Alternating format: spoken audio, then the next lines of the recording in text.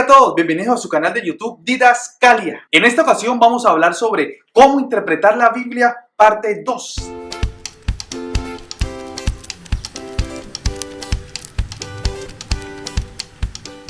Todo cristiano que se respete debe leer bien la Biblia, pues de ella emana nuestra creencia. Cuando la serpiente que llegó, que ya estaba allí, entonces la manzana, y conforme los tres, que se dieron cuenta, entonces fue cuando Dios se enojó y dijo, no, a mí esas cosas no me gustan. Y entonces les mandó al ángel de las llamotas que los corriera. ¿Y qué crees que les dijo Dios? ¿Qué les dijo Dios? Dios les dijo a Dios, pero al decirles a Dios, les dijo a los dos, comerán el pan con el sudor de su frente. Muy bien dicho. Ay, qué bien dicho. Y entonces ahí está el detalle del trabajo. Todos los que son tontos comen pan con sudor. Y aparte de ser molesto es una cochinada. ¿Dónde está la higiene? Por eso yo no trabajo. Mientras se suden, no trabajaré nunca.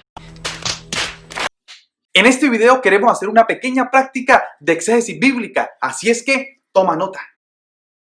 ¿Qué se necesita a la hora de interpretar la Biblia? Número 1. Dependencia del Espíritu Santo. Debemos reconocer que sin la iluminación del Espíritu Santo no podremos hacer una excelente exégesis bíblica, pues el Espíritu Santo fue quien inspiró a los escritores de la Biblia. Por lo tanto, debemos orar a Dios para que su Espíritu Santo nos ilumine y nos enseñe su palabra. Número 2. Debemos ser humildes para aceptar la verdad de Dios que está escrita en su palabra. Número 3. Ser amantes de la verdad y tener paciencia para un estudio disciplinado. Ahora vamos a la práctica. Pero espera un momentico, ¿ya te suscribiste a mi canal? ¿Te está gustando este video? Suscríbete. Vamos a ver dos principios hermenéuticos elementales para hacer exégesis o interpretar bien la Biblia. Primer principio, las 4 preguntas elementales para la interpretación. ¿Quién lo dijo? ¿A quién lo dijo? ¿Cuándo lo dijo? ¿Por qué lo dijo? Todo versículo de la Biblia que nosotros leamos debemos hacerle esas 4 preguntas elementales. ¿Quién lo dijo? ¿A quién lo dijo? ¿Cuándo lo dijo? ¿Y por qué lo dijo? Vamos a la práctica. Leamos Lucas 8:11. Esta es, pues, la parábola. La semilla es la palabra de Dios.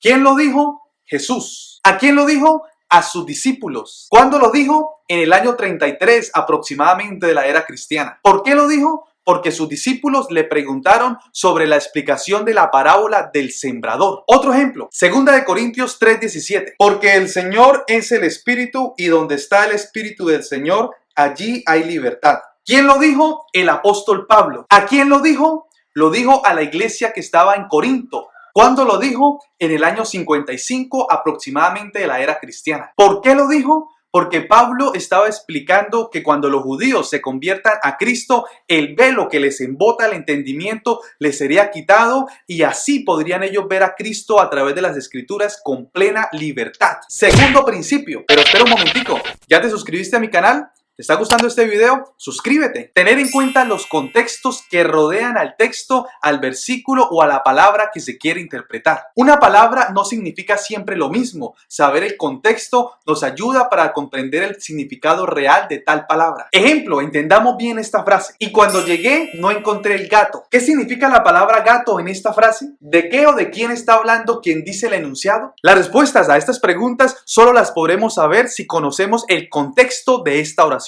Pongámosle contexto. Y cuando llegué, no encontré el gato, dijo el veterinario al llegar a la clínica de los animales. En este caso, la palabra gato significa animal doméstico felino.